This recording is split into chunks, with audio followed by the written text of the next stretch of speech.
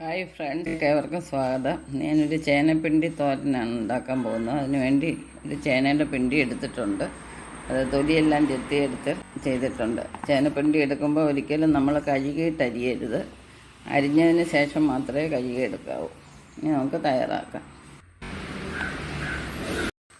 10 minute വെള്ളത്തിലിട്ടതിന് ശേഷം നന്നായിട്ട് മുറുക്കിയെടുക്കാം. അതിൻ്റെ ആ കൊഴുപ്പെല്ലാം അങ്ങ് പോകണം.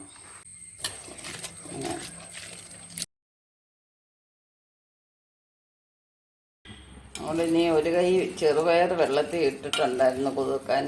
അത് നമുക്കിനി വേവിച്ചെടുക്കാം. ഒരു പകുതി വേവാകുമ്പോൾ നമുക്ക് പിണ്ടി ഇട്ട് കൊടുക്കാം. അരപ്പിന് ആവശ്യമായിട്ടുള്ള സാധനങ്ങളാണ്. ഞാൻ ഒരു 3/4 മുറി നാളികേരം എടുത്തിട്ടുണ്ട്. അത് ഓരോരുത്തരും എടുക്കുന്ന ക്വാണ്ടിറ്റിക്ക് അനുസരിച്ച് തേങ്ങ ചേർക്കാവുന്നതാണ്. കരിവേപ്പില, ജീരകം, മഞ്ഞൾപ്പൊടി, മുളക് പൊടി, വെളുത്തുള്ളി എല്ലാം നന്നായിട്ട് കൈ കൊണ്ട് തന്നെ ഒന്ന് ഇളക്കി യോജിപ്പിക്കാം. ഇളക്കി യോജിപ്പിച്ചിട്ടുണ്ട്. ഇനി നമുക്ക് ചെറുപയർ വേവായിട്ടുണ്ട്. ഇനി ഇതിലേക്ക് പിഴിഞ്ഞ് വെച്ചിരിക്കുന്ന പിണ്ടി ഇട്ട് കൊടുക്കാം.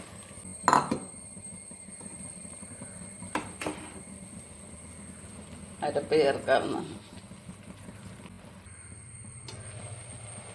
നമ്മുടെ സ്വാദിഷ്ടമായിട്ടുള്ള ചേനപ്പിണ്ടി തോരൻ റെഡിയായിരിക്കുന്നു.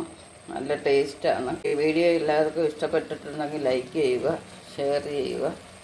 സബ്സ്ക്രൈബ് ചെയ്യാതെ കാണുന്നവരുണ്ടെങ്കിൽ സബ്സ്ക്രൈബ് ചെയ്ത് സപ്പോർട്ട് ചെയ്യുക. നെക്സ്റ്റ് ഒരു വെറൈറ്റി ആയിട്ട് അടുത്ത വീഡിയോയിൽ കാണാം. എല്ലാവർക്കും ബൈ ബൈ.